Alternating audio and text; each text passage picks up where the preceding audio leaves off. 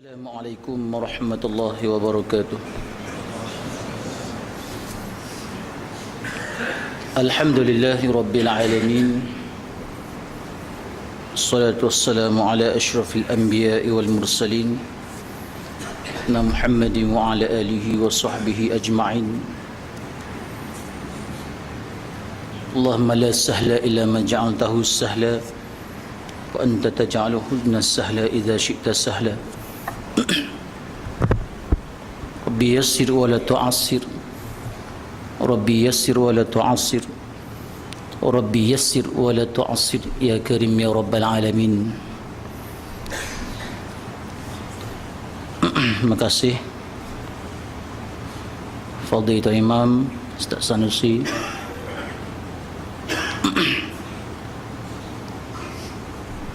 ahli tangkuasa Masjid Naim,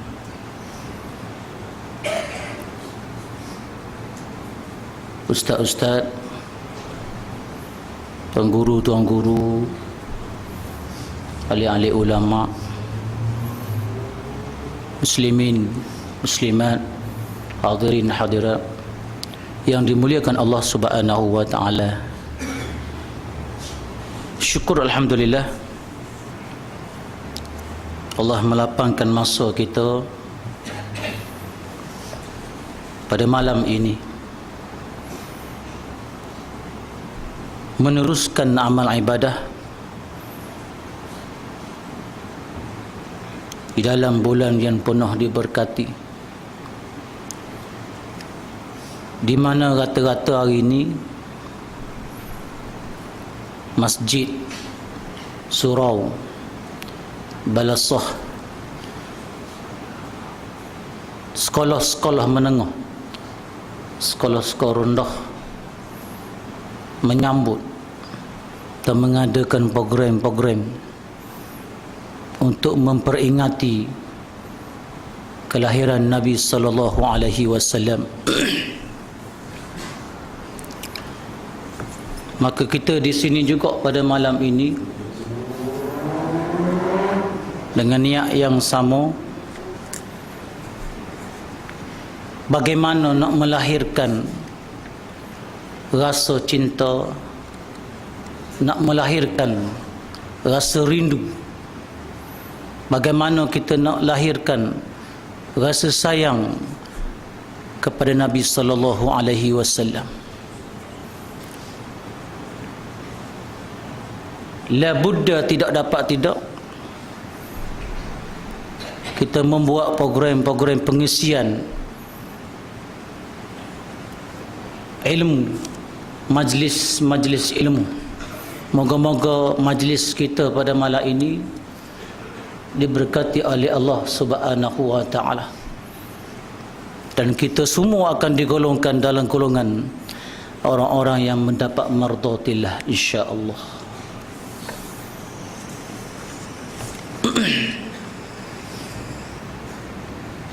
Perkara yang kita akan bincang sebentar lagi, hadis-hadis yang kita akan baca sebentar lagi, dan juga ayat-ayat suci Al-Quran, dan juga sirah-sirah nabawiyah yang kita akan kongsi bersama sekejap saja lagi, merupakan perkara yang telah kita perincikan pada tahun-tahun yang lepas. Bila masuk bulan Rabiul Awal, maka kita mengambil buku-buku cerita-cerita, ayat-ayat Al-Quran, hadis-hadis Nabi yang berkaitan dengan Rabiul Awal. Bila mana masuk awal Muharram pun sama, kita memperbincangkan, memperbahaskan pasal kelebihan Muharram. Bila masuk bulan-bulan Ramadan, kita membincang perkara-perkara yang berkaitan dengan amal ibadah di dalam bulan Ramadan. Jadi tiap-tiap tahun kita menyambut, tiap-tiap tahun kita membicarakan kisah-kisah yang berlaku pada setiap bulan yang ada pada diri kita, yakni 12 bulan dalam bulan Islam kita. Persoalannya tuan-tuan, sekadar mana perbincangan yang kita bawa, sekadar mana hijrah. Dia mana tadi dia dengan dia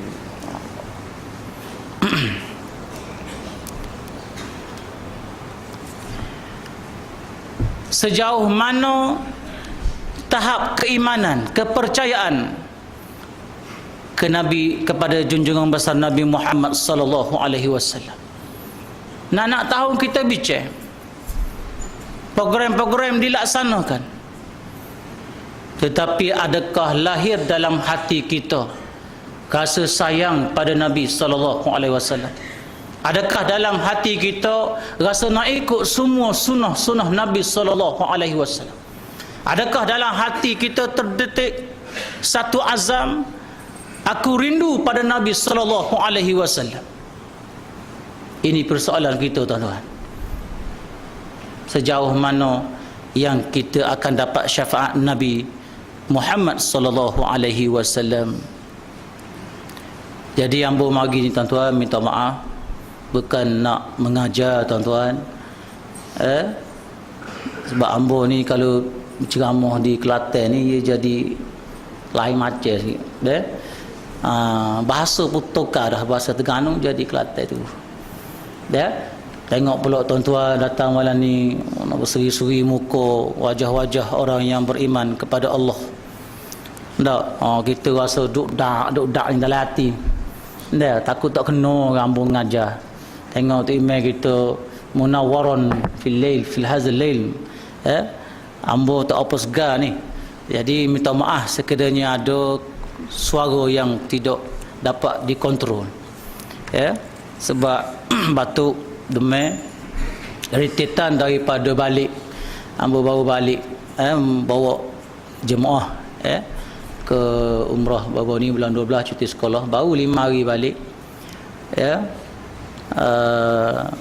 KJL kita hari ni bawa orang pergi umrah, cuti semacam cuti tanpa gaji tuan-tuan. Tak, ni nak cuti pula bulan 5, bulan 2 baru ni cuti dah, bulan 5 bulan 6 cuti pula, bulan 12 cuti pula baru ni. Tak ada dah cuti ambo, kena buai dah ambo ni maksudnya. Tak, jadi tak apalah, sekiranya itu yang terbaik ya Allah atur dalam kehidupan ambo akan pasrah redha dengan apa yang berlaku. Kerana ambo susah tuan-tuan,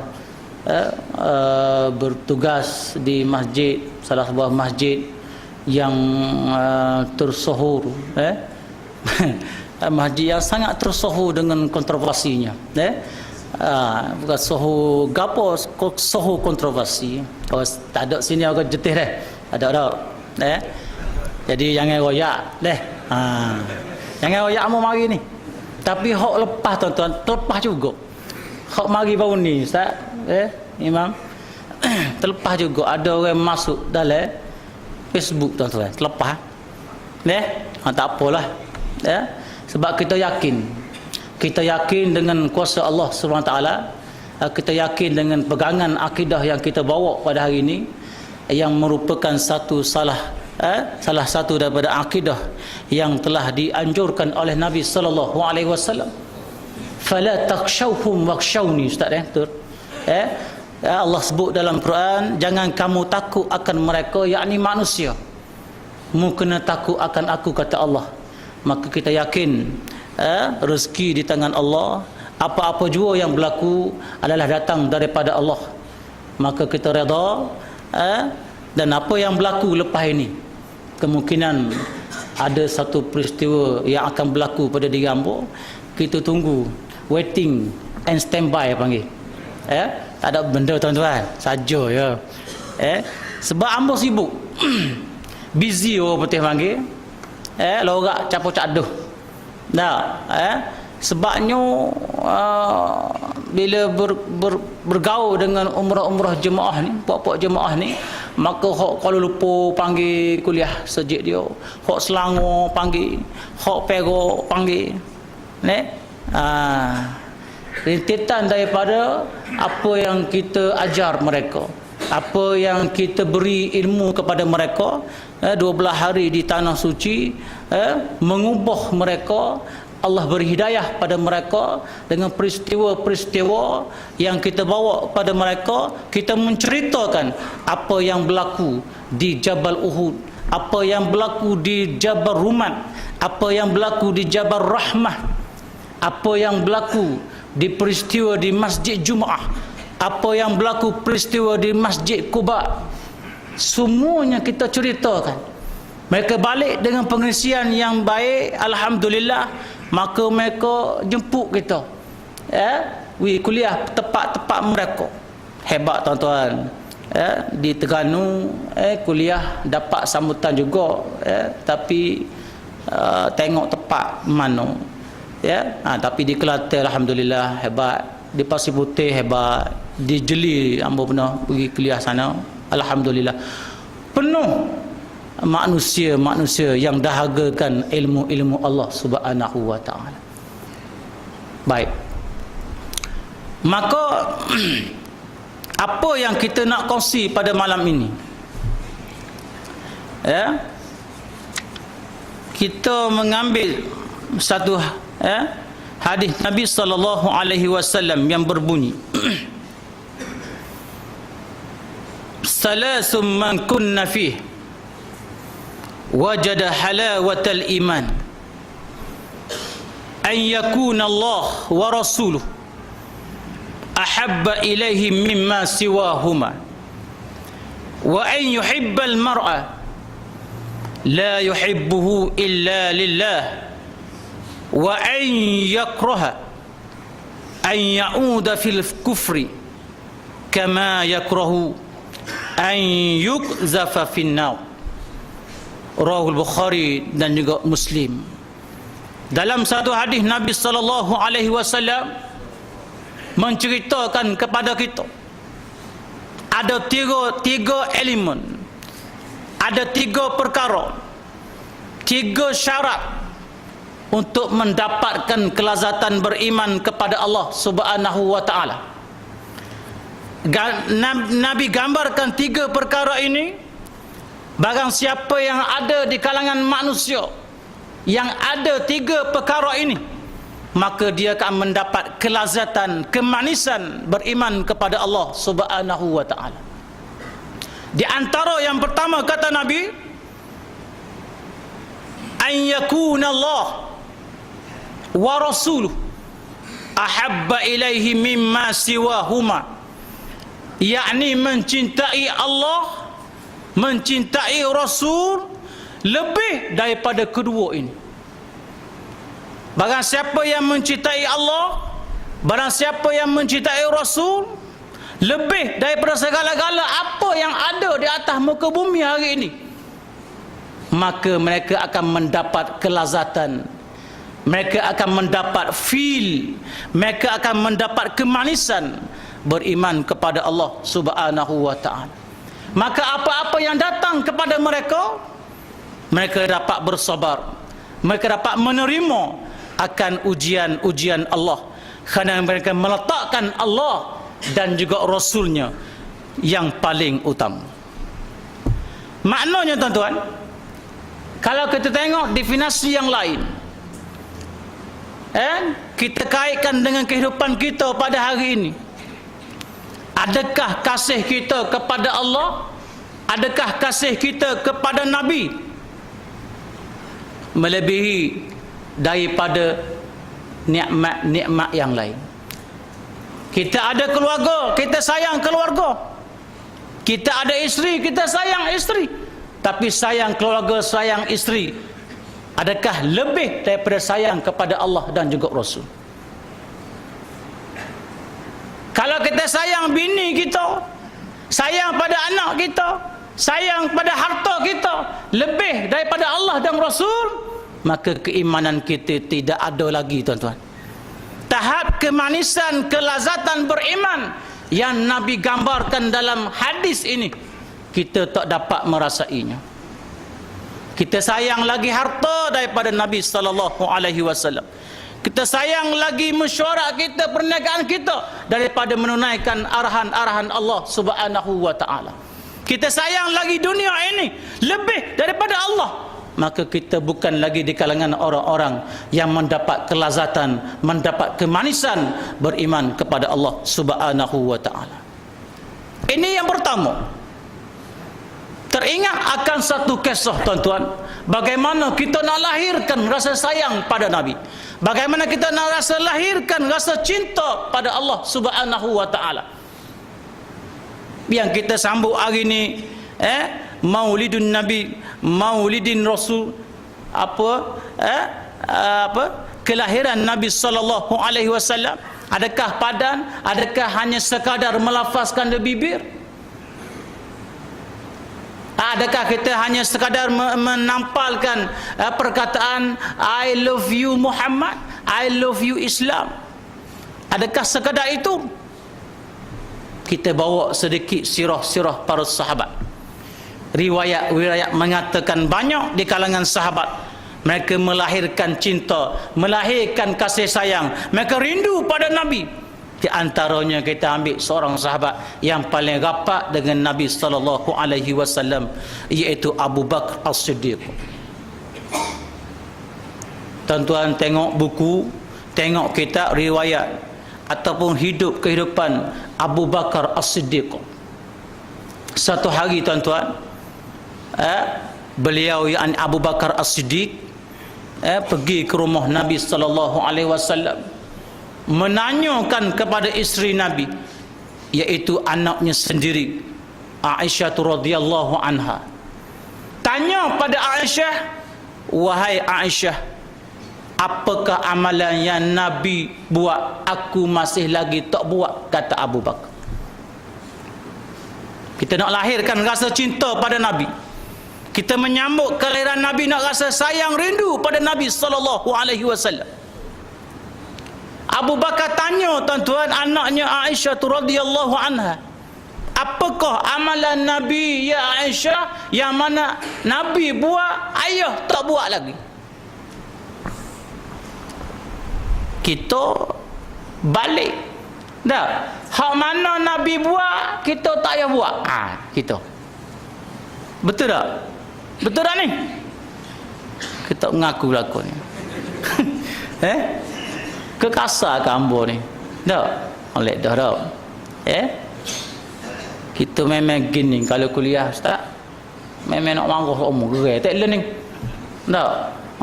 Tubik statement kok-kok ustaz, subhanallah. Hak mana Nabi buat aku masih tak buat? Kata Abu Bakar As-Siddiq.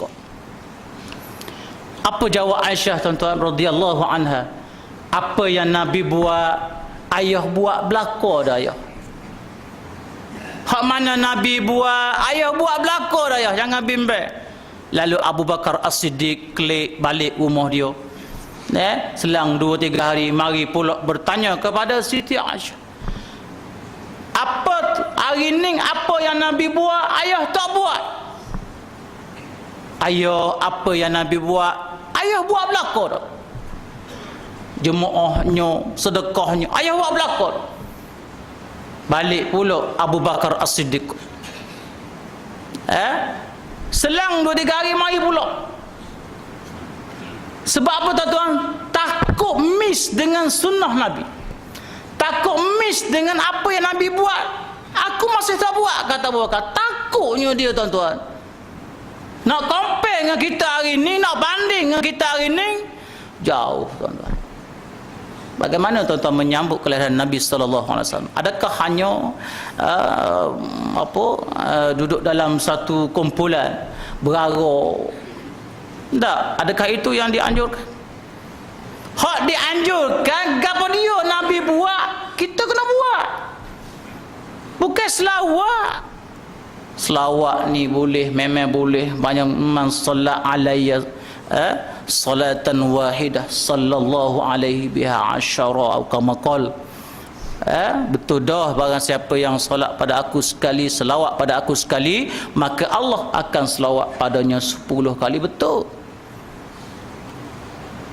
Tapi kalau ada kerana selawat itu kita boleh lepas daripada dosa kemungkaran yang kita lakukan. Dekat itu yang dikatakan kemanisan beriman kepada Allah Subhanahu wa taala. Lalu Abu Bakar As-Siddiq takut terlepas dengan sunnah Nabi. Takut, tuan-tuan. Kita tak takut.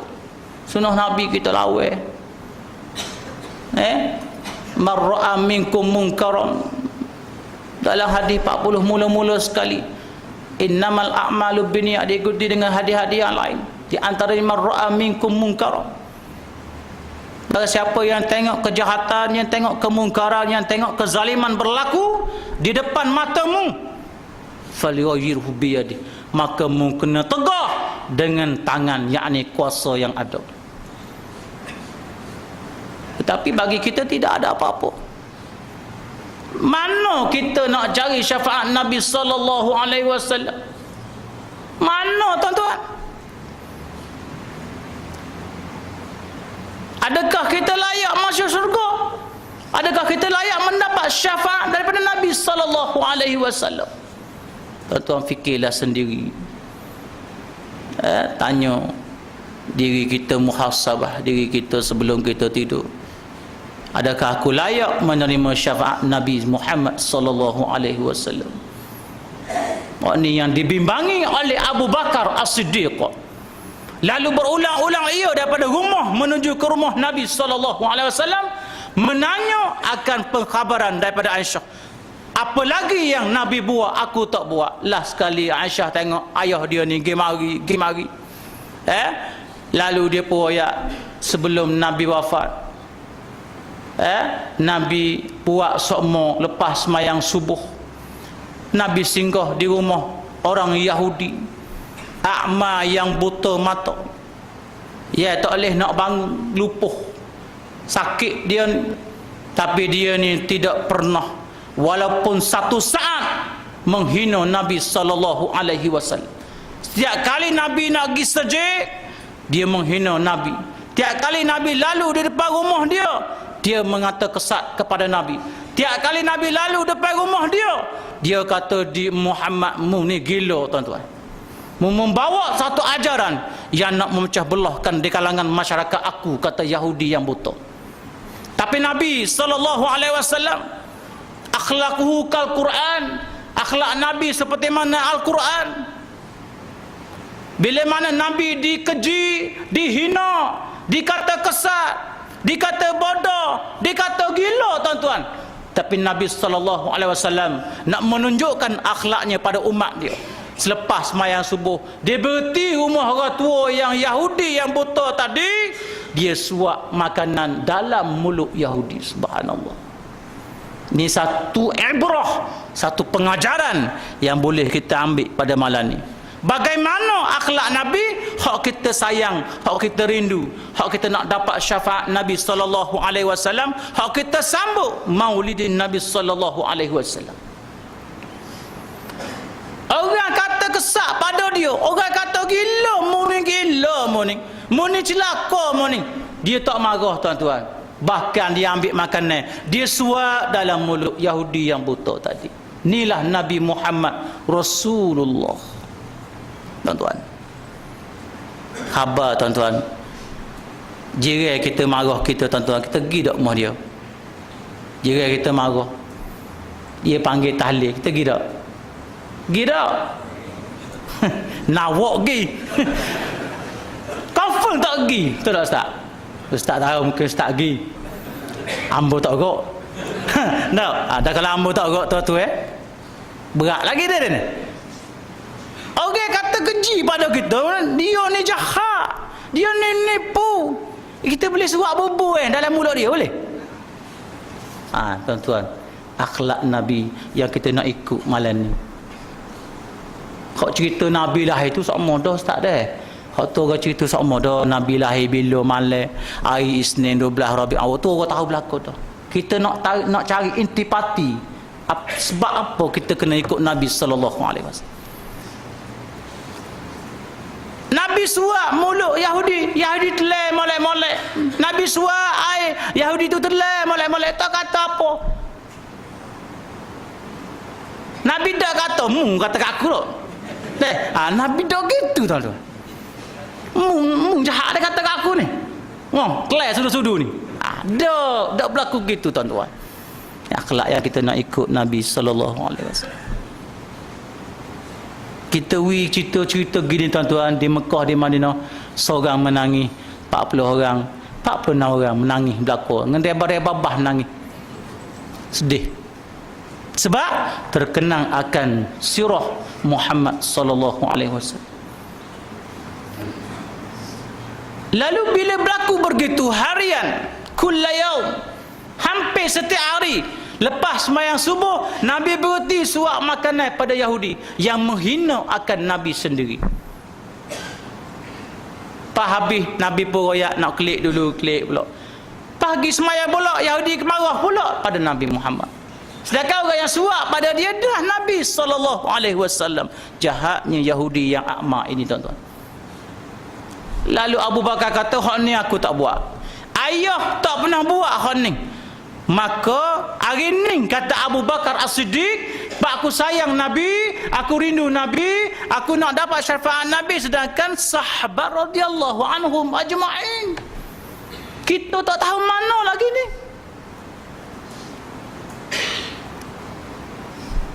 Kita tak tahu mana tuan-tuan. Lalu Abu Bakar kata, esok aku nak pergi rumah Yahudi ni.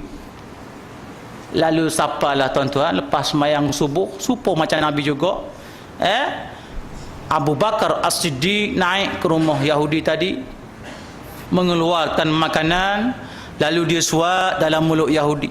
Bila mana dia suap tuan-tuan, Yahudi tadi mutah kelik di hadapan Abu Bakar As-Siddiq. Aku nak orang yang suap aku sama hari-hari. Ni bukan orang ni, orang lain ni. Tahu Yahudi tadi. Abu Bakar kata, akulah suap semuanya. Bahasa kita lah, bahasa Arab lain. Ambo tambahlah sikit-sikit untuk lebih menyedakkan story tersebut. Akulah suap kamu, kata Abu Bakar. Dak orang lain.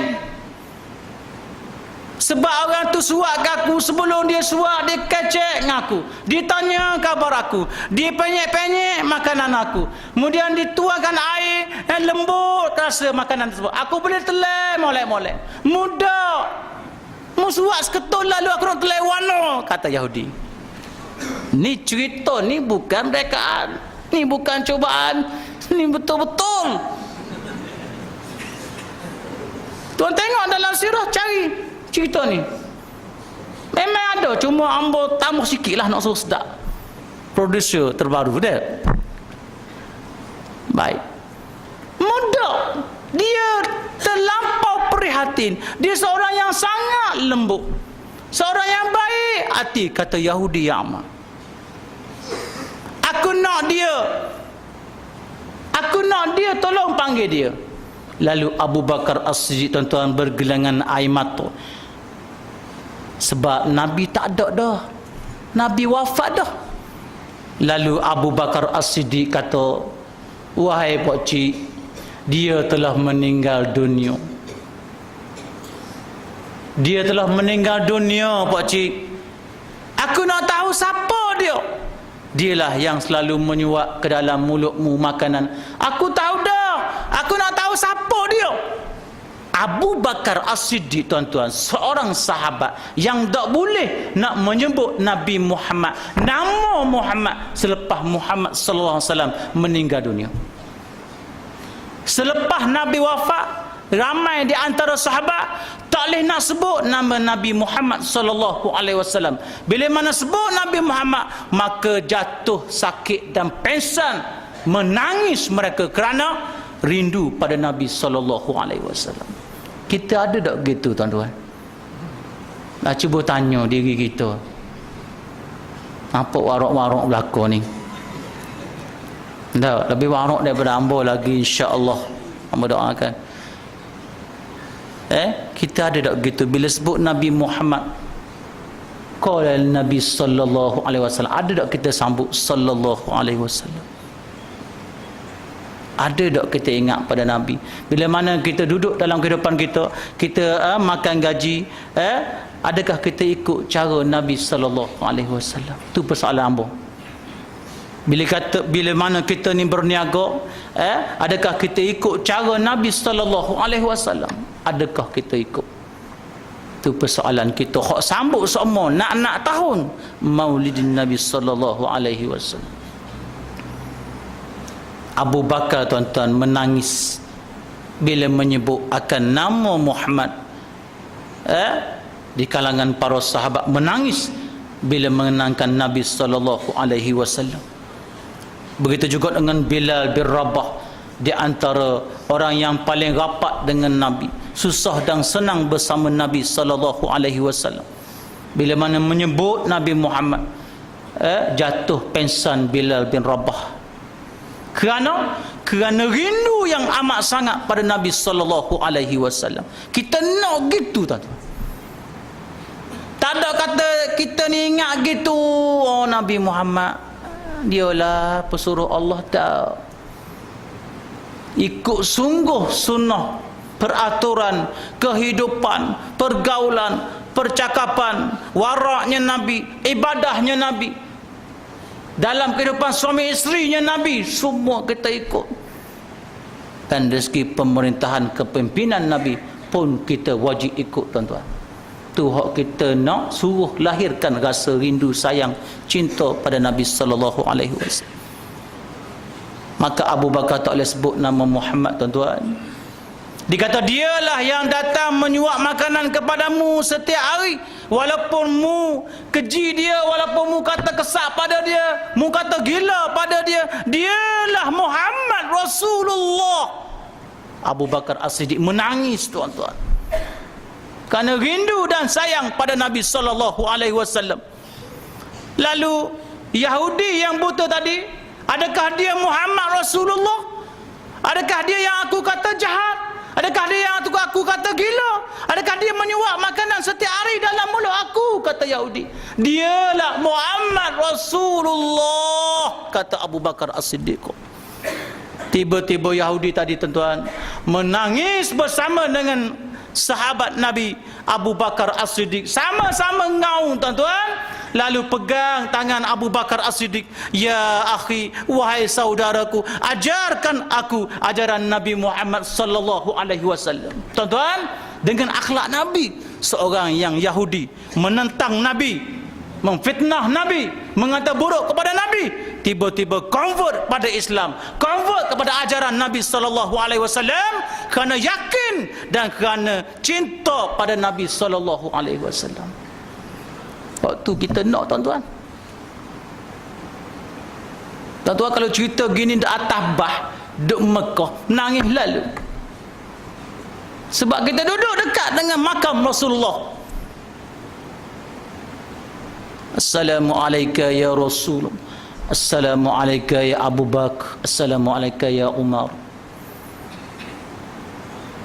Kita lambai-lambai kepada Nabi.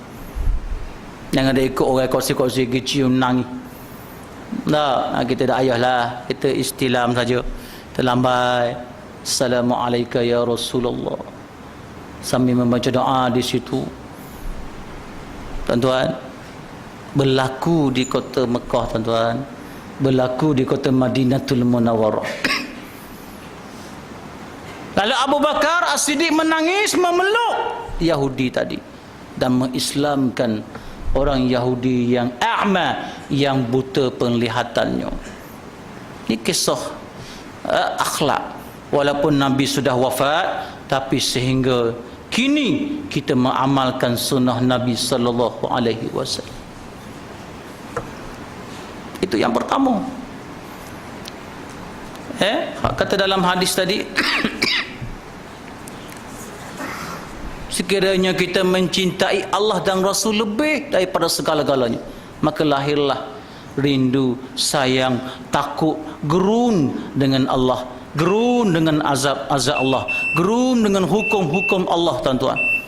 Sebab tu tidak mempermainkan akan sebarang hukum Allah, tidak mengeluarkan statement-statement yang boleh menyesatkan Islam, yang boleh menyesatkan manusia yang sudah memeluk Islam sekian lama. Hak ni hak kita nak, tuan-tuan. Sebab tu satu hari Iblis datang kepada Rasulullah. Aku datang dengan perintah Allah, bertemumu ya Rasulullah, dalam satu hadis. Yang mana bila mana Nabi tanya, siapa dia yang pertama menjadi sahabatmu wahai Iblis? Lalu Iblis laknatullah menjawab, imamul, seorang pemimpin, seorang pemerintah yang menzalimi akan bawahannya. Yang pertama. Bila mana Nabi SAW tanya pada Iblis, siapa dia saingmu, siapa dia kawanmu, siapa dia yang cukup rapat akrab denganmu, wahai Iblis laknatullah? Maka Iblis jawab, pemerintah, ketua, pemimpin yang jahat. Bila sebut pemerintah, bila sebut pemimpin, maka kena pada atas kepala kita berlaku. Seorang ayah disebut sebagai pemimpin dalam rumah tangga.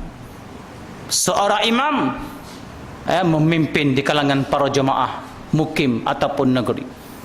Seorang qadi mengeluarkan hukum-hukum yang berkaitan dengan agama di dalam daerah dia. Seorang mufti mengeluarkan fatwa-fatwa yang menyelamatkan umat Islam. Ini pemimpin, tuan-tuan. Bila mana orang yang alim mengikut hawa nafsu, mengikut kepentingan diri, menjaga akan kepentingan dirinya, maka dia sanggup menyelewengkan, sanggup memutarkan hukum-hukum Allah. Maka dia ini merupakan orang yang akrab dengan Iblis laknatullah. Bila mana pemimpin, bila mana pemerintah yang tidak mengadili akan orang-orang di bawah jagaannya, maka dia ini merupakan seorang pemimpin yang akrab dengan Iblis laknatullah. Lalu Nabi tanya, siapa dia musuhmu ya Iblis? Hak tadimu ya saimu. Musuh aku yang pertama, nombor satu, kata Iblis, Muhammad. Yang pertama. Iblis jawab, tuan-tuan. Muhammad sallallahu alaihi wasallam menanyakan pada Iblis, tadi meroyak saingmu, kamu duk kedai kopi sekali pada dia. Hak tu. Hak yang kedua Nabi tanya, siapa dia musuhmu yang paling mu takut? Siapa dia? Muhammad. Anta ya Rasulullah. Mulah Muhammad. Hak paling aku takut. Sebab mu membawa akan syariat Allah, mu membawa akan syariat perintah-perintah Allah Subhanahu wa taala. Maka orang yang bawa syariat Allah, yang memperjuangkan, yang menyambung akan dakwahmu Muhammad, aku paling takut, kata Iblis. Siapa dia, tuan-tuan? Tuan-tuan, tuan-tuan, yang bawa syiar Islam. Hamba tak? Tak, tuan-tuan. Ini tanggungjawab kita bersama, tuan-tuan. Jangan kita bersaing menjadi akrab dengan Iblis laknatullah. Hamba tak saya baca 10 orang golongan tu, Ustaz, 10 orang golongan yang jadi saing pada Iblis, 10 orang lagi golongan yang jadi musuh pada Iblis laknatullah. Sebab kita nak cerita hak-hak sahabat, banyak yang lain, untuk melahirkan rasa takut, melahirkan rasa cinta, sayang, rindu pada Nabi sallallahu alaihi wasallam. Itu cerita yang pertama pasal Abu Bakar As-Siddiq. Sebagai pada kisah yang kedua, tuan-tuan, mungkin tuan-tuan pernah dengar ataupun tak pernah dengar, ataupun kali pertama kita dengar, alhamdulillah kita dapat dengar sirah ini, iaitu seorang yang bernama Bilal bin Rabah. Kita sampai ku apa, Ustaz Imam? 12.30. Sebab nak mari pulak ni tarpeh pulak tuan-tuan panggil hamba ni.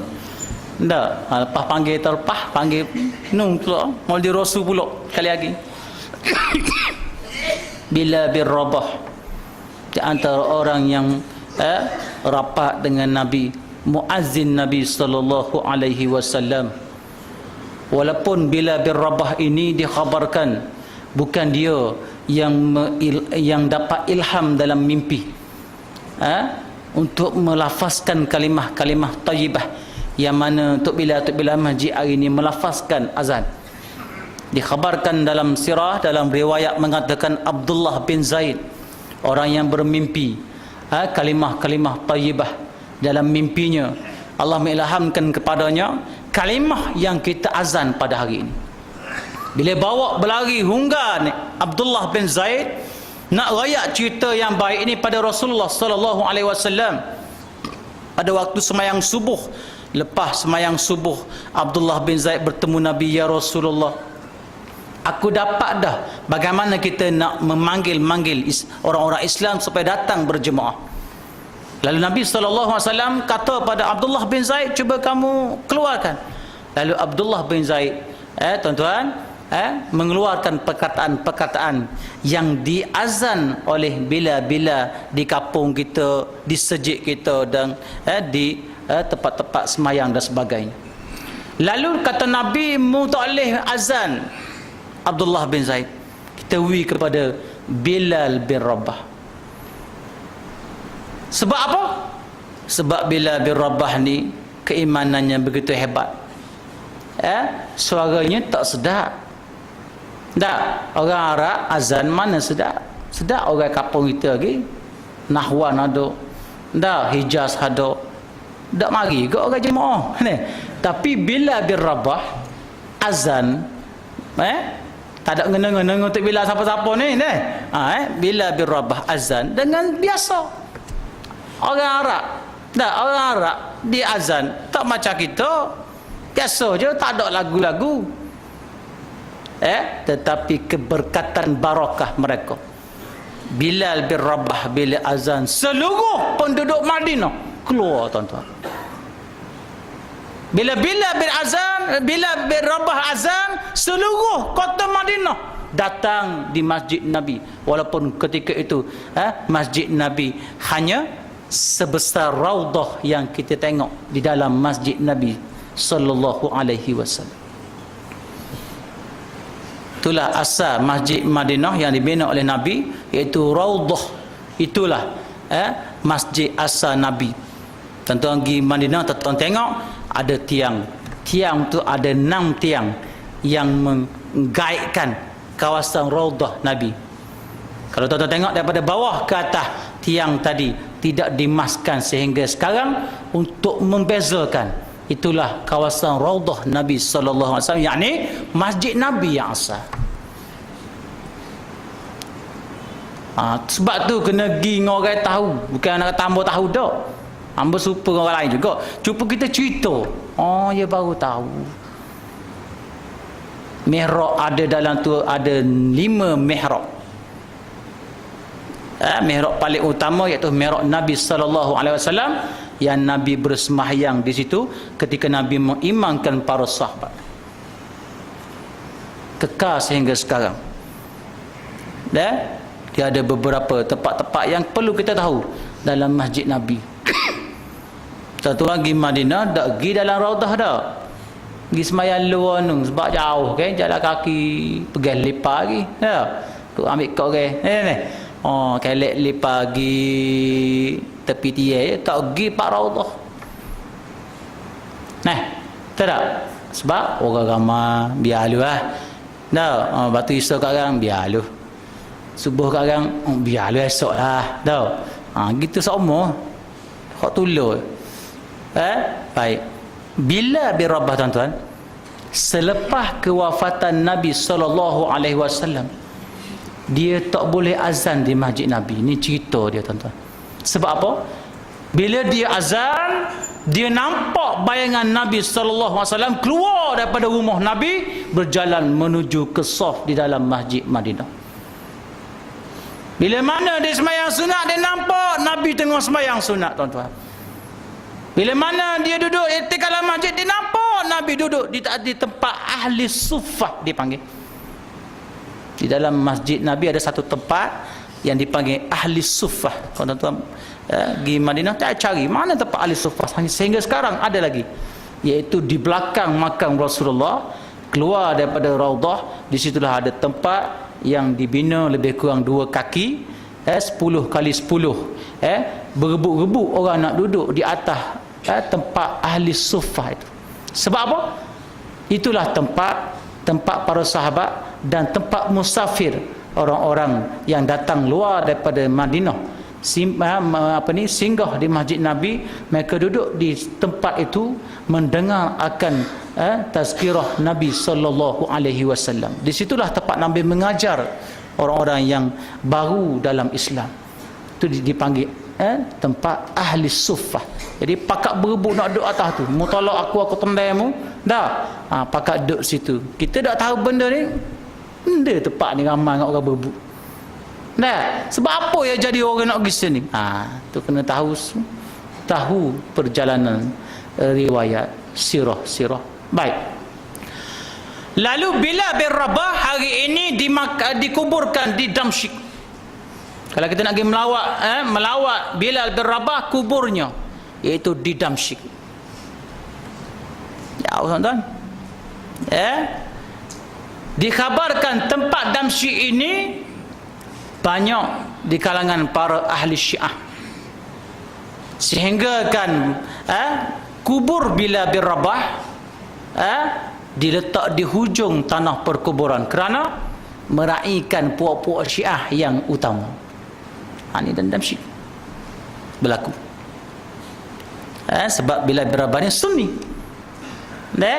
Jadi kita hari ni perang Syiah. Hari ni buat warung perang Syiah ni. Orang yang pesuruh perang Syiah ni, dia tidak mertabakkan Al-Quran dan hadis Nabi sallallahu alaihi wasallam. Ini pelik. Dia suruh serang Syiah. Bahaya Syiah ni. Dan dia paling bahaya kerana menolak Al-Quran dan hadis Nabi sallallahu alaihi wasallam. Tak cuba bayang sikit. Cuba sedar buka kot minda kuat sikit. Mata tu luah kan, hak mana betul, hak mana jahat. Dah. Orang tolak Quran dengan hadis ni kufur. Kafir tu. Bukan tolak seperti Quran, tolak satu ayat Al-Quran, tak beragama dengan Al-Quran, tak jadikan Al-Quran sebagai dustur kehidupan dia. Yartadid an dinillah, ustaz tu dah. Maka dia terkeluar daripada agama Allah, yakni Islam. Islamu ya'lu wa la yu'la alaih. Islamlah yang paling tinggi, tidak ada agama yang paling tinggi daripada Islam tersebut. Ini kena faham molek. Tak? Jangan terpengaruh dengan pahaman-pahaman yang boleh dhallu fa'adhallu. Mereka sesat dan mereka menyesatkan di kalangan orang lain. Lalu bila bin Rabah, tuan-tuan, bila jadi gitu, dia balik ke kampung dia, dan sebelum dia meninggal, dia dimimpikan oleh Allah. Nabi datang dalam mimpi Bilal. Wahai Bilal, kenapa kamu tak menziarahi aku, kata Nabi. Mu sudah lupa kepada aku, Bilal. Mu tak datang ke Madinah, Bilal. Mu tak azan di masjid aku, Bilal. Mu tak rindu aku, Bilal. Tiba-tiba Bilal bin Rabah terjaga daripada tidur. Kelih kanan tak ada orang, kelih kiri orang tina dia. Lalu dia menangis, terkejut orang rumah dia. Lalu tanya, apa baik lapar ke? Tambah lah tu, tak ada lah hadis. Tak, biasa gitu kalau kita ngemangung ngemalah deh. Lapar lah ni. Tak lapar benda lain dua tu nah. Tak, bangun semaya dok. Ni. Lalu bila kata, aku bermimpi Rasulullah panggil aku. Dalam mimpi tadi Rasulullah menyebut, aku ni tak ingat pada dia, aku ni tak pergi di Madinah. Tuan-tuan, isteri yang solehah membungkus pakaian Bilal. Abe gilalu lah be. Gilalu jumpa Nabi sallallahu alaihi wasallam. Ni bini yang baik. Kalau bini kita minggu depan lah be. Ataupun esok lagi. Hak rumah tu lah. Tak? Baik. Lalu bila pun siapa di Madinah, pendekkan cerita. Tak? Siapa di Madinah terus pergi pada makam Nabi sallallahu alaihi wasallam. Terduduk di depan makam Rasulullah. Lalu Bilal bin Rabah menangis sambil berkata, Assalamualaikum ya Rasulullah. Ya Rasulullah, manamu ya Rasulullah? Aku datang ya Rasulullah. Aku menangis kerana rindu padamu ya Rasulullah. Aku hadir di perkuburanmu ya Rasulullah. Aku nak bertemu denganmu ya Rasulullah. Tuan-tuan, menangis Bilal bin Rabah menyebut Nabi Muhammad sallallahu alaihi wasallam. Ni cerita bukan cubaan juga ni. Ni betul-betul punya story. Lalu ketika itu ditakdirkan, disebut dalam riwayat, ketika itu pemerintahan era Umar, era Khalifah Umar. Lalu Umar ni tengok daripada jauh, serupa Pocik Bilal, serupa muazzin Rasulullah. Lalu dia pergi korkak, lalu dia panggil, mu Bilal ko? Lalu Bilal dongok ke atas sambil menangis, berpeluk mereka tuan-tuan, menangis di atas kubur Nabi sallallahu alaihi wasallam kerana rindu Nabi sallallahu alaihi wasallam. Tuan-tuan, hebat tuan-tuan. Kita tak ada gitu tuan-tuan. Ada kita nangis gitu. Bini tak balik 2 hari kita nangis.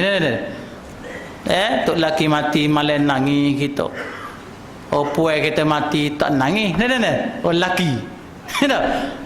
Puai kalau tok laki mati nangis abe. Kita puai kita mati kita nangis tak? Dah suka dah. Itu selingan lah tu. Kok pahal-pahal lah dah. Maka tiba-tiba Umar sebut kepada Bilal, wahai Bilal, mungkin mana lama tak mari, kami rindu suaramu Bilal, kami nak muazzan Bilal. Maka hari ni betul mu siapa dah ni, muazzin lah kejap lagi di masjid Nabi sallallahu alaihi wasallam. Lalu bikah bangun Bilal, aku bukan muazzinmu Umar, aku muazzin Nabi sallallahu alaihi wasallam. Aku tak azan kecuali Nabi suruh azan. Ni Bilal bin Rabah tuan-tuan. Hebat tuan-tuan. Ditakdirkan Allah Ta'ala datang cucu Nabi Hasan dan Husain. Sahabat radhiyallahu anhum, termasuk Umar, termasuk termasuk Bilal bin Rabah, termasuk sahabat-sahabat yang lain, bila mana kelih cucu Nabi, mereka menangis tuan-tuan. Sebab apa? Siapa boleh jawab? Tok Imam tak payahlah, orang lain. Tok Bilal tak apa. Sebab apa? Bila sahabat tengok Husain, Hasan dan Husain, mereka menangis tiba-tiba. Sebab apa? Siapa boleh jawab? Ramai setara ni tak boleh jawab. Berat nanang. Tak? Ni ramai setara ni tak boleh jawab ni soalan. Sebab salah. Saya ngaruk lah. Sebab apa tuan-tuan? Riwayat menyebutkan muka Hasan dan Husain sebiji Rasulullah sallallahu alaihi wasallam. Seorang lagi sahabat Rasul ketika belum ditabal menjadi Rasul, iaitu Abu Sufyan, juga dilahirkan pada hari yang sama, bulan yang sama, umur sama dengan Nabi, rapat dengan Nabi sebelum Nabi ditabal menjadi Rasul. Bila mana Nabi ditabal menjadi Rasul, Nabi bawa Islam, Abu Sufyan menentang Nabi sallallahu alaihi wasallam sehebatnya. Muka Abu Sufyan serupa seirah dengan Nabi sallallahu alaihi wasallam. Ini riwayat sebut. Sebab tu sahabat bila tengok Hasan Husain nangis berlinangan air mata kerana sebiji Rasulullah sallallahu alaihi wasallam. Ni tuan-tuan cerita tuan-tuan. Walaupun cerita, kita ambil ibrah pengajaran. Kita tak ada dengan Nabi, tak ada dengan para sahabat, kita tak ada dengan cucu Nabi sallallahu alaihi wasallam. Lalu bila pergi masjid Nabi, azan, bila-bila azan, seluruh penduduk kota Madinah menyangkakan Nabi hidup kembali. Sebab bila bin Rabah, di mana dia ada, Nabi ada. Di mana Nabi ada, dia berada bersama dengan Nabi dalam peperangan hijrah dan sebagainya. Bila azan, Nabi ada mengimamkan semayang. Tapi hari itu bila azan tuan-tuan, orang Madinah sungguh rasa suka menyangkakan Nabi hidup kembali. Lalu pakat tubik belakang pergi sejik, tengok dak Nabi ada ke tak? Tiba-tiba tengok tak ada. Lalu mereka menangis semua tuan-tuan. Ini kisah kesedihan di kota Madinah yang kedua. Pertama ketika Nabi wafat. Yang kedua ketika bila bin Rabah mengazankan di masjid Nabi, semua orang pakat tubik dia ingat Nabi hidup kembali, tapi tengok-tengok cek-cek tak ada Nabi. Lalu menangis mereka semua tuan-tuan. Ini hebatnya iman mereka. Dah boleh banding kita. Muhammad Rasulullah suka berjemaah, kita tak suka berjemaah, dah boleh banding kita. Muhammad Rasulullah berdiri dalam qiyam sehingga bekak kaki, kita ada bekak kaki. Itu persoalan. Kita pergi haji, kita pergi umrah kerana nak menyambut kelahiran Nabi, kerana nak ingat akan Nabi, nak ingat Islam, balik umrah, balik haji, menentang Nabi sallallahu alaihi wasallam. Adakah kita setanding para sahabat? Itu persoalan kita. Tuan-tuan, tak apalah malam ni tak nangis pun nangislah kat orang. Mungkin tuan-tuan tak boleh nangis depan orang, hamba tak boleh tak nangis depan orang. Malam kat orang, tuan-tuan bangun pukul 3 malam, apa tuan-tuan buat? Sebab kita ingatkan Nabi, maka istighfar tuan-tuan banyak-banyak. Zikirlah apa tuan zikir yang tuan-tuan ingat.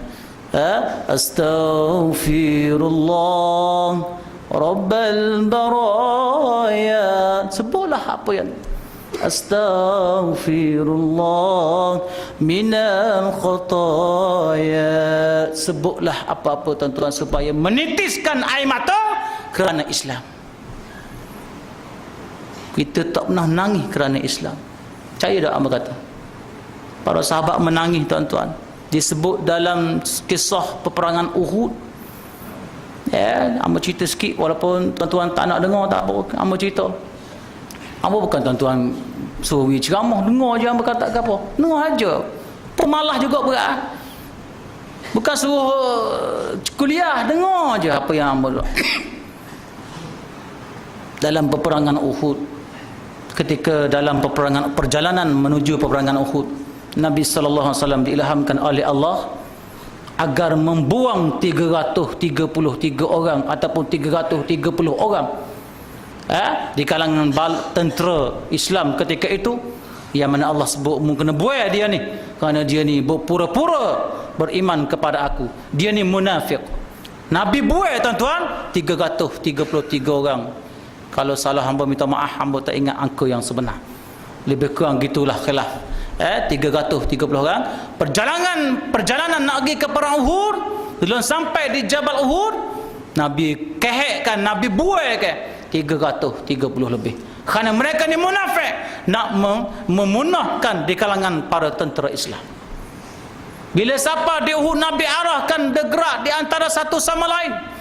Di antaranya di Jabal Rumat, tuan-tuan pergi ke Bukit Uhud, ada satu bukit yang masih kekal fizikalnya. Kerajaan Saudi Arabia dia tak buang, dia kekalkan Jabal Rumat, yakni kecil saja Jabal Rumat tu, kita boleh pakat naik belakang. Di situlah Nabi suruh tunggu tentera pemanah Nabi, yang mana aku kata panah, mu panah, aku kata jangan turun, mu jangan turun.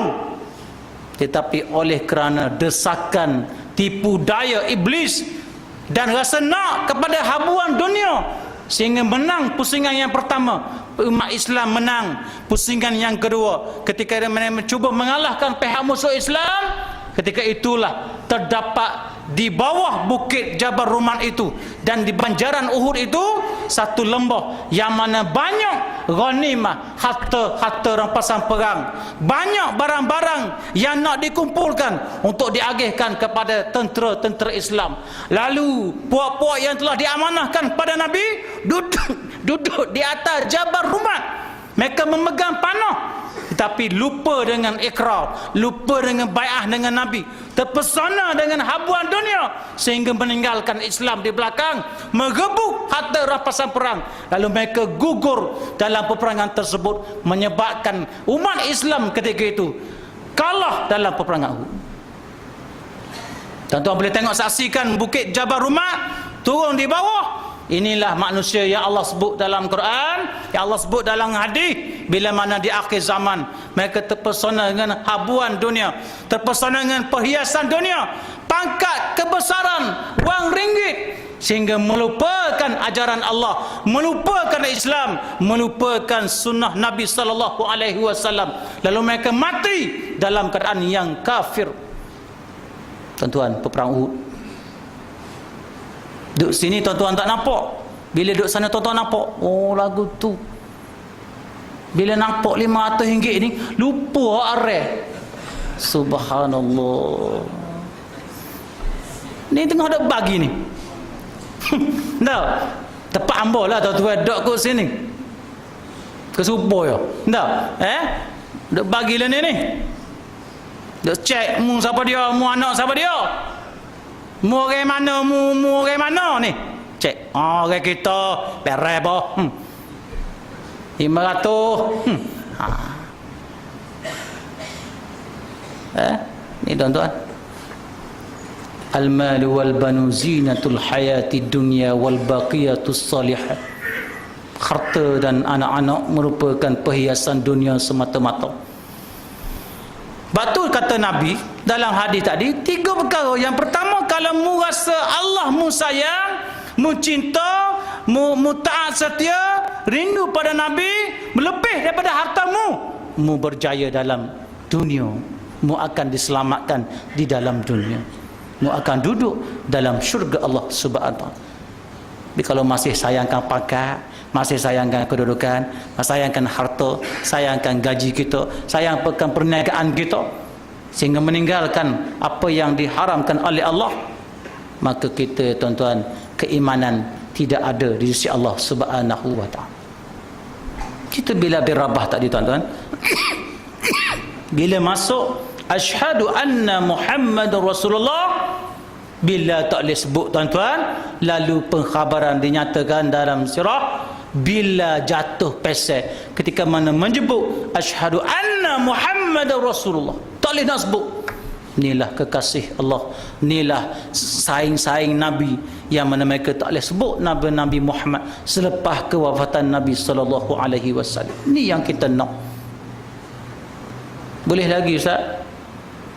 Boleh lagi Ustaz Cerita yang ketiga bagi melahirkan rasa cinta sayang pada Nabi. Tuan-tuan ingat tak? Jabir bin Abdullah dalam peperangan Khandaq. Tuan-tuan tahu peperangan Khandaq? Kalau salah hamba ayat ni tolong betulkan. Disebutkan dalam kita 30 km panjangnya Khandaq. Lebarnya 30 meter. Panjang 30 km. Dan Nabi ketika itu seorang pemimpin, seorang gubernur, seorang presiden, seorang perdana menteri, seorang pemerintah. Bila mana dia gali parit, Nabi duduklah parit sekali, gali bersama para sahabat. Ni pemimpin. Bukan duduk tepi parit makan komisen.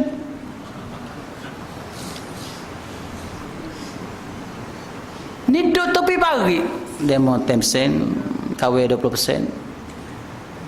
Gali parit siapa dia? Rakyat.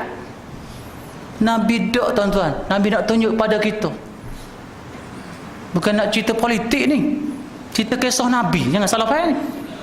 Kalau marah dengan hamba cerita malam ni, tuan-tuan tak belaga dengan Nabi sallallahu alaihi wasallam. Kebaik enggak marah. Kalau marah kamu ni tak panggil dah.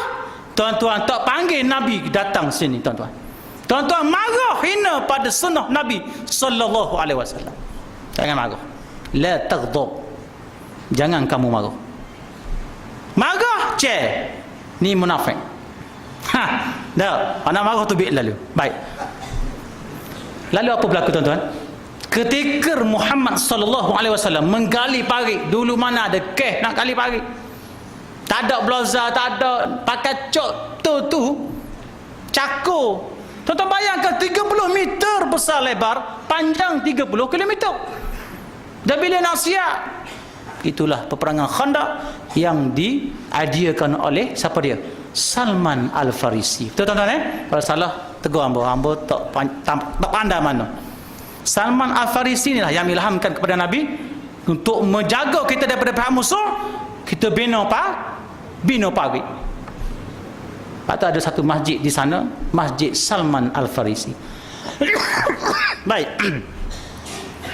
Bila mana Nabi cakur, bila mana Nabi gali sekali dengan para sahabat, lalu Jabir bin Abdullah tengok pada perut Nabi tuan-tuan, ada tali yang diikat di perut Nabi, ada 2 batu, ada 2 kotolan batu. Kejut Jabir bin Abdullah.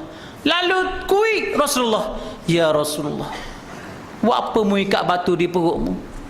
Wahai Jabir, aku tak makan lama dah Jabir. Menteri tak makan. Gak benar tak makan lama dah. Kerana aku nak tentera aku sihat, makan banyak. Aku tak makan tak apa, kata Rasulullah. So, tuan-tuan, ni akhlak Nabi. Ni baru kepimpinan melalui teladan. Ada melibat siapa-siapa ni. Lalu Jabir resah hati, kesian pada Nabi. Dia ni Rasulullah. Bagaimana Rasulullah tak ambil pitih dalam kerajaan? Bagaimana Rasulullah tak pentingkan diri dia dalam kerajaan? Bagaimana dia tak asingkan apa-apa duit daripada Baitul Mal untuk diri dia sendiri, sedangkan dia pemimpin, dia boleh buat. Ini nak tunjuk pada kita akhlak Nabi sallallahu alaihi wasallam.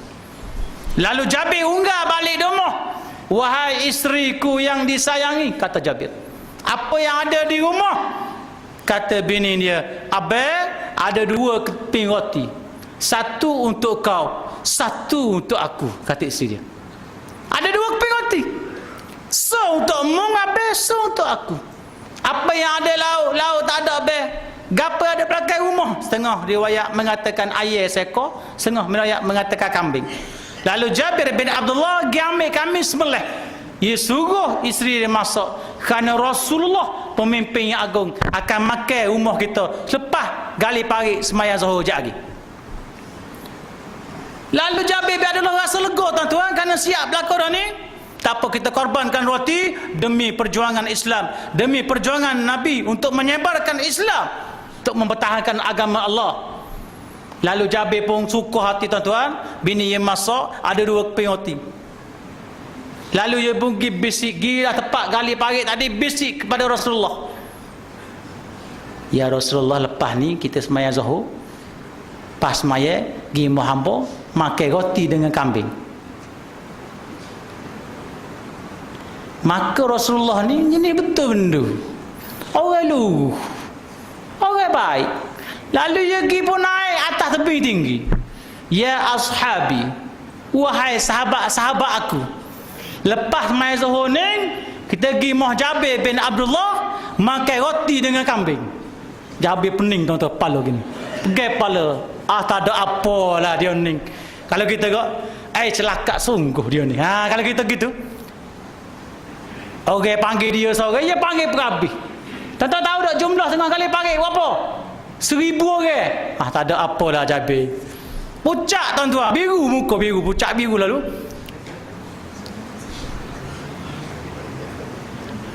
Lalu pergi unggah rumah. Wahai isteriku, tadi panggil isteriku yang disayangi, dak dah. pucak ni. Padai dah kita. Sumbak dah kita hari ni. Mampu gerah dah kita. Bapa apa? Kita panggil Rasulullah SAW, jom duduk dua keping roti. Pas Rasulullah ke panggil belakang, mu tahu tak berapa isteriku? 1000 orang. Tak ada apa. Kalau rumah isteri kita, dia mau panggil, dia mau tunggu kawin kelik. Kalau isteri kita rumah, abai panggil, abai tunggu. Kawin kelik minta maaf. Malu kau tak cukup ni. Tapi isteri Jabir bin Abdullah, orang yang solehah, wanita yang solehah, dikatakan Nabi jangan bimbang, dia kekasih Allah, dia utusan Allah, sudah pasti Allah akan bantu dia. Intam surkum yang surkumullah, yang surkumullah, sekiranya intan surkum yang surkumullah, sekiranya mu tolong aku kata Allah, maka aku akan tolongmu. Orang berjuang dalam agama tidak akan fakir, tuan-tuan, yakinlah.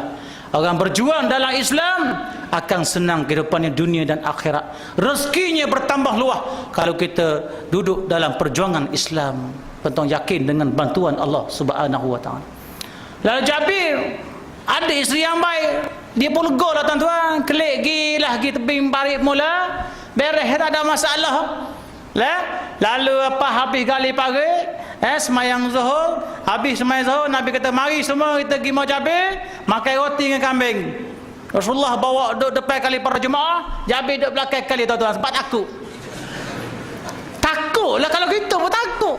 Dah ada 2 keping roti, main gapo 1000 orang ni.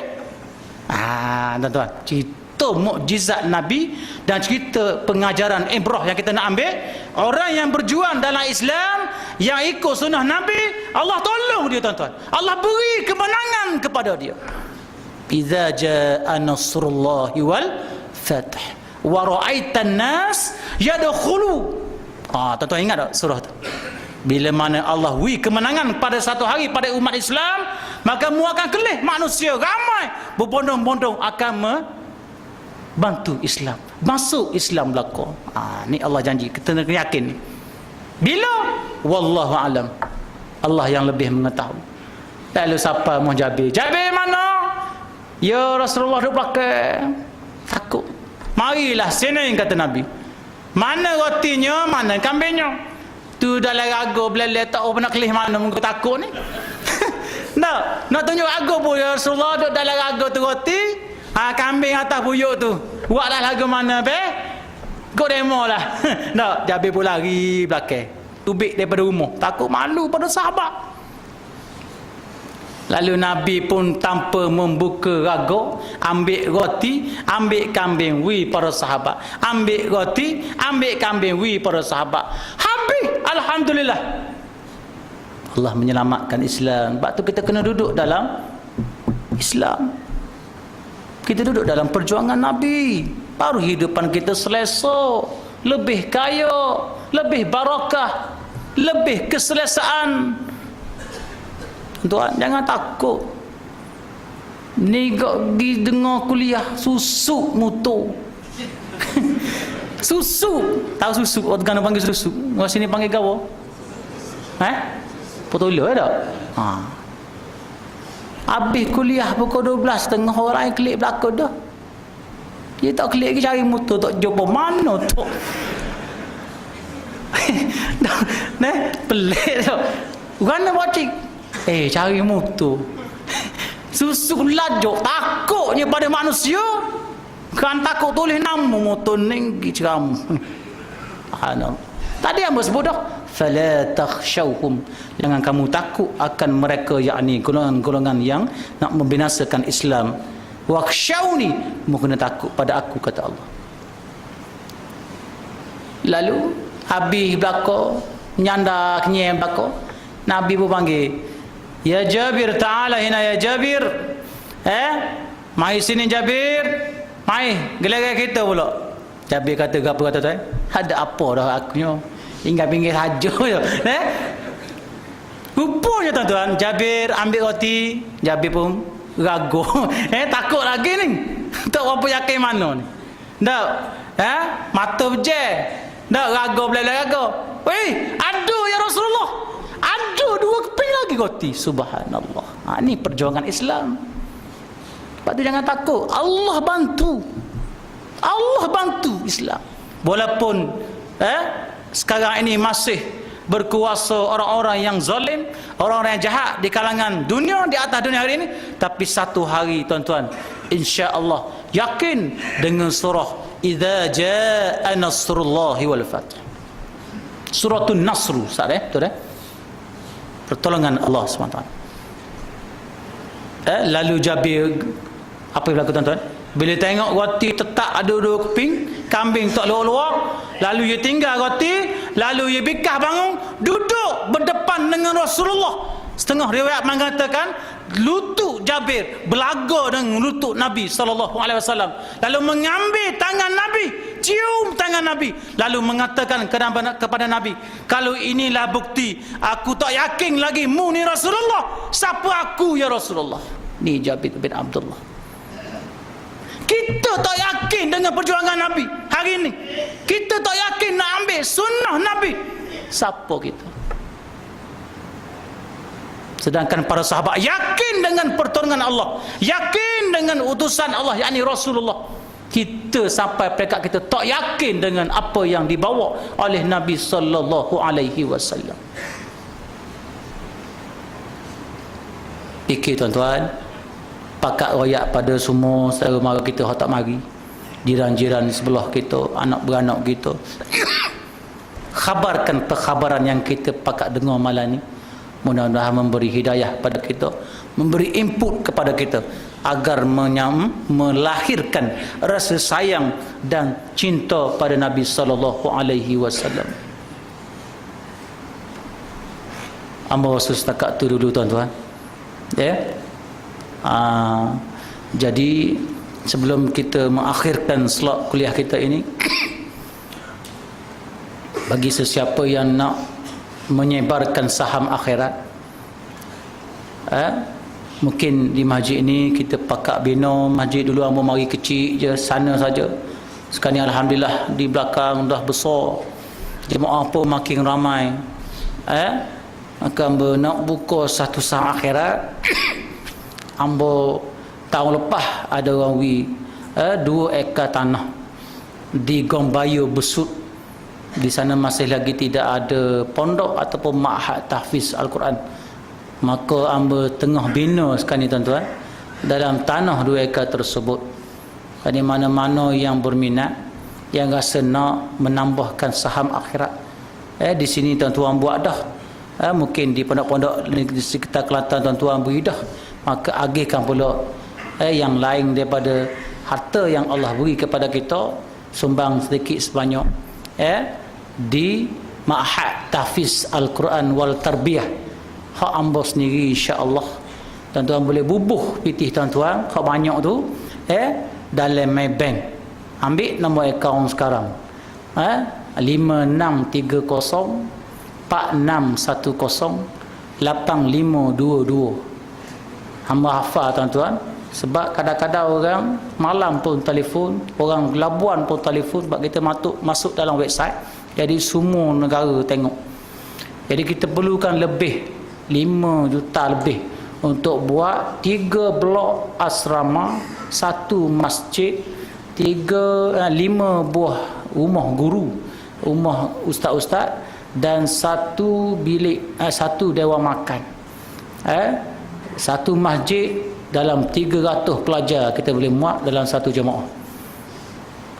5630 sekali lagi, biar tak ambil boh pun, ambil saja je. Nah, tuan-tuan suruhlah jiran sebelah bubuh.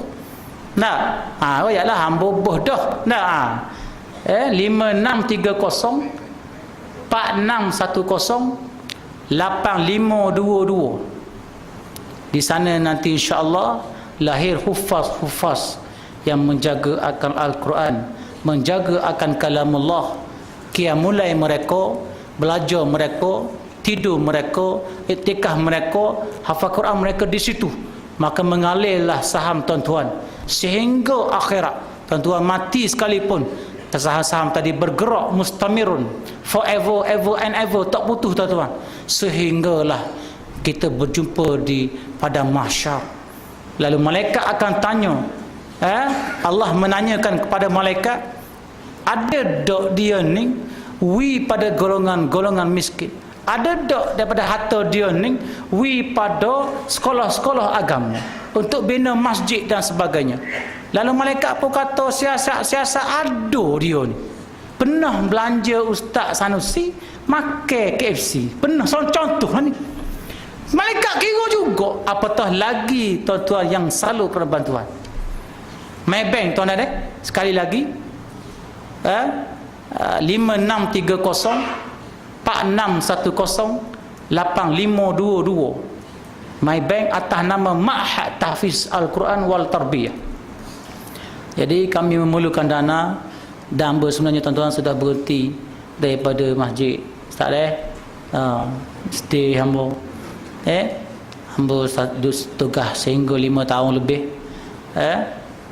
Orang tukar hamba ke Masjid Geliga ke Mame. Kita balik Mekah bulan ni, siapa surat tuan diminta serta-merta bertugas di Masjid Mutafi Billah Shah. Mana? Bukit Besi.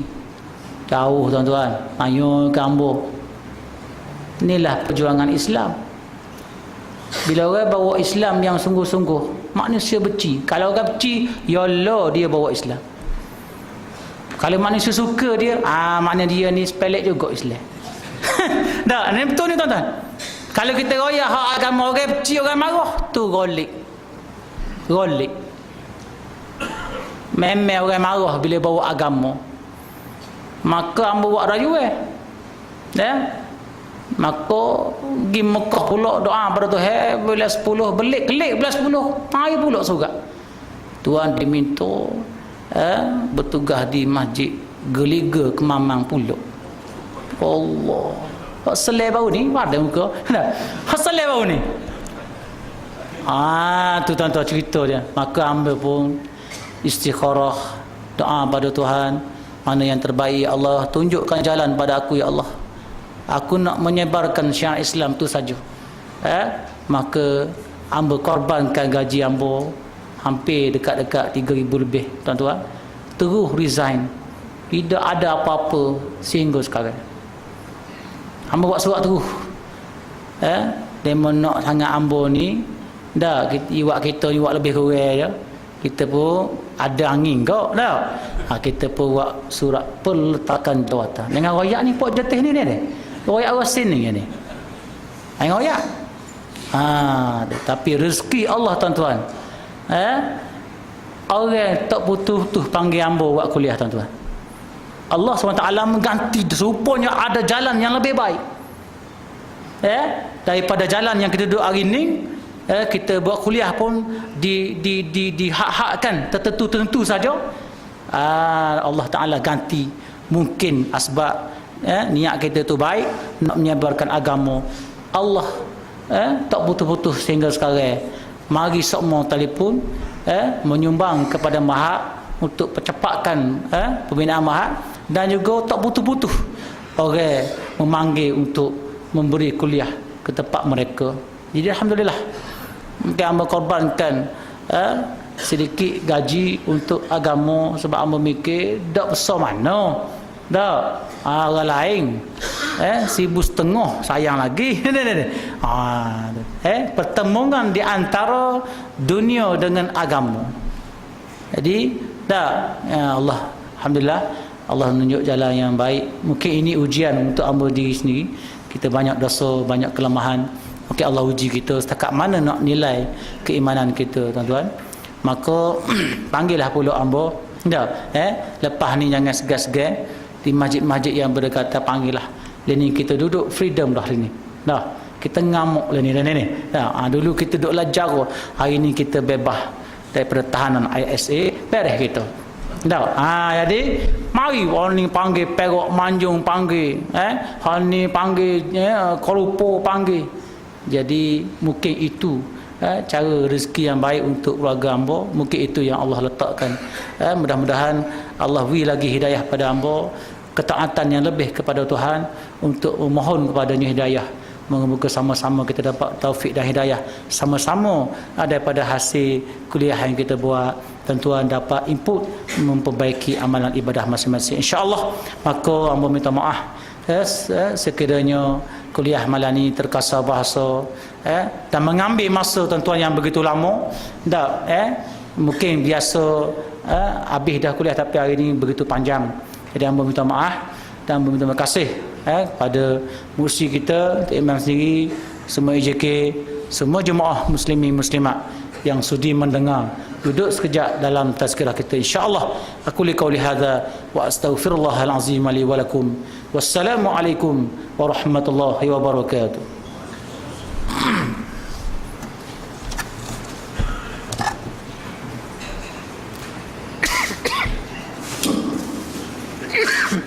Syukuran kepada Ustaz Muhammad Zamzari yang banyak memberi ilmu kepada kita untuk menanamkan kasih dan cinta kepada Rasulullah Sallallahu Alaihi Wasallam. Dan pada syarat ini kita ada selawat dan kita sedia jamuan. Sama-sama kita berdoa kepada Ustaz supaya perjuangannya diteruskan dan sama-sama kita bantu madrasah tafidiyah. Bolehnya Ustaz tulis semua dalam akaun itu. Sama-sama kita mengambil dan doalah supaya sekolah Mahat Hafiz Ustaz berjalan dengan mudah dan lancar. Aku boleh ada astaghfirullahalazim wa lakum. Wassalamualaikum warahmatullahi wabarakatuh. Assalamualaikum warahmatullahi wabarakatuh. Azza